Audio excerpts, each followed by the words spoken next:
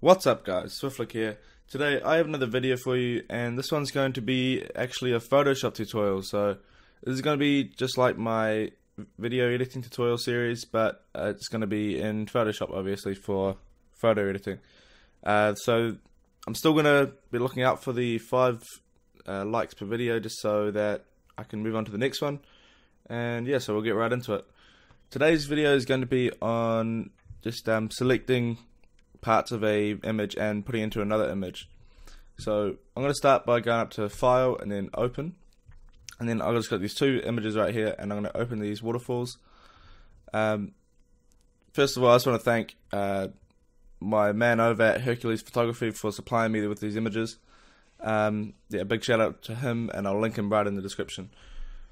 So once you've got your image all loaded up, you have to come over to here to these layers and double click on where it says background. So this will just bring up another dialog, and you'll press OK, and that'll just unlock the layer so you can start editing it. So now we've got that all sorted. I'm not really going to make too many adjustments to that one. We're going to come up to File, and this time we're going to go to Place instead of Open. Now the difference between Place and Open is that Open will actually open up its own window for that image, and Place will it'll insert the image on top of the image that's already open. So if I double click on this one here, it's just going to bring it up in this one. It's not going to open up a new window up here. So when you place an image, you'll get these little lines that go across it in X. And that just means that it's waiting for you to actually place it. And the way you do that is just by pressing Enter on your keyboard, and they go away. Now if we come up to the top left up here, we have a little tool up here that is called the Move or Transform tool.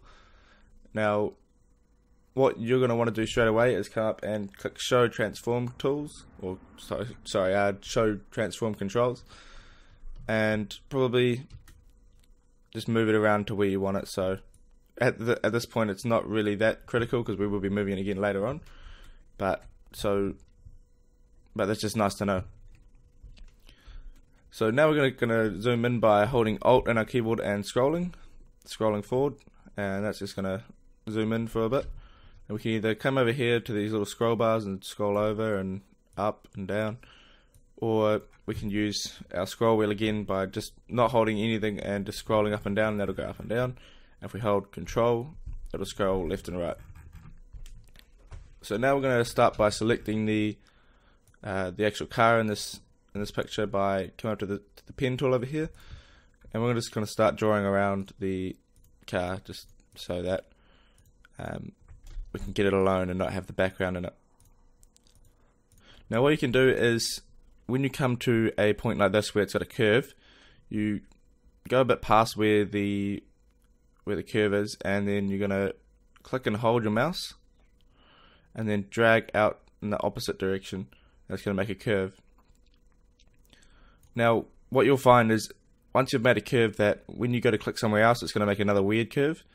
So just Control Z that, so it's undo, and then hold Alt and click on your point down here, and that's just going to take away these little bars here, so it's not going to make another curve.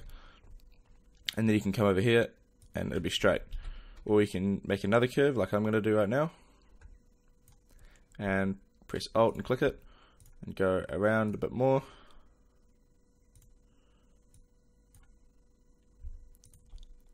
So basically what I'm doing is just going around, clicking where I want the next point to be, or clicking and dragging if I want to make a curve, just to make it align to the edges of the vehicle a bit easier. So now what I'm going to do is scroll over just by dragging this bar down here, or using Control and scroll, and then keep on going around just so I got a little bit more of the car to view. You might find it a bit easier to hold Alt and scroll in a bit more. I don't personally like it when it comes up with the grid, so I'll just scroll back until that goes away. Now it's probably not best to do long shots like that, because you see that over here you've got some of the background in it, so you're not going to be as precise as what you would be.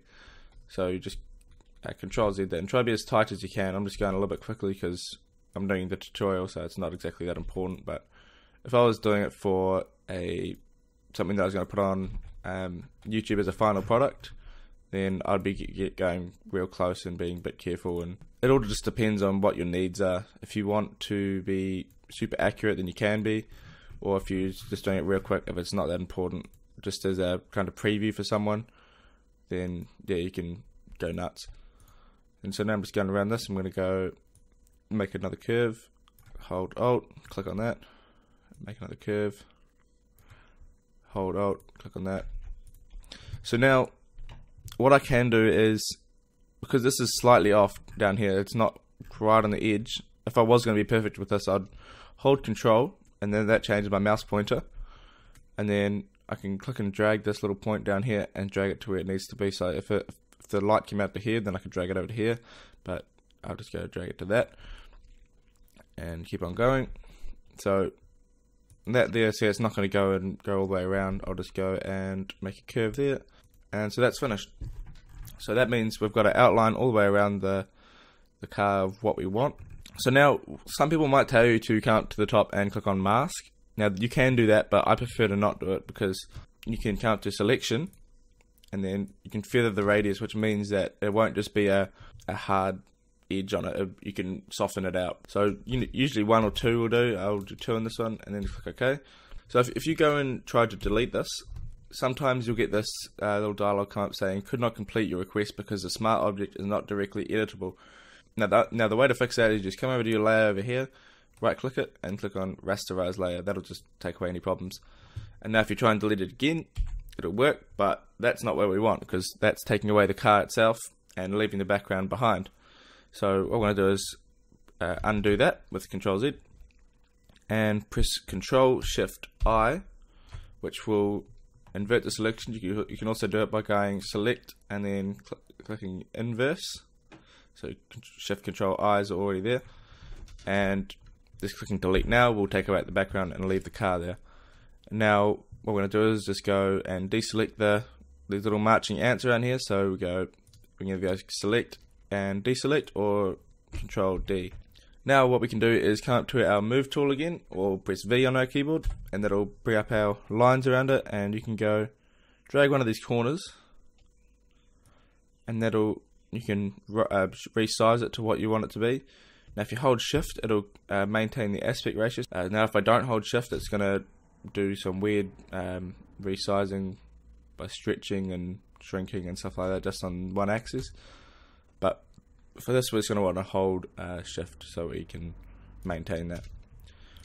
Now you can move it to where you want to be. I'm just going to move it to the top of these waterfalls, and finally just press enter and that'll save it. So now we've got that all sorted. That's pretty much the end of the tutorial, but I will show you one more thing, just as a little bit of a fun thing that you can do with this type of stuff, just to make it a little bit more realistic, although it probably isn't realistic at the moment. So you can come up to filter up here, make sure you got your layer selected actually, and go filter, and then you can go under blur and a bit of, I think it's motion blur, and then you can change the angle to what you want it to be. If it was coming off it that way, then you can do that, but because I'm going to bring it back this way, because the vehicle looks like it's coming out this way, now we're going to go and decrease our distance a bit, just so that we're not completely blowing out the vehicle, and probably about 4:3, just so it's not over the top. Click OK and that'll save that, and that's pretty much what we've got in our picture. So guys, if you actually enjoyed this tutorial, please leave a like and a comment, and just tell me what you want to see next. If it's something else you've been looking into Photoshop and you don't quite know how to do it, just hit me up and I'll see if I can figure it out, or if I already know how to do it, I'll make a tutorial on that. So yeah, I really appreciate some feedback on this, guys, so comments are really welcome. I just want to thank Hercules Photography again. He'll be linked in the description, and thank you for watching.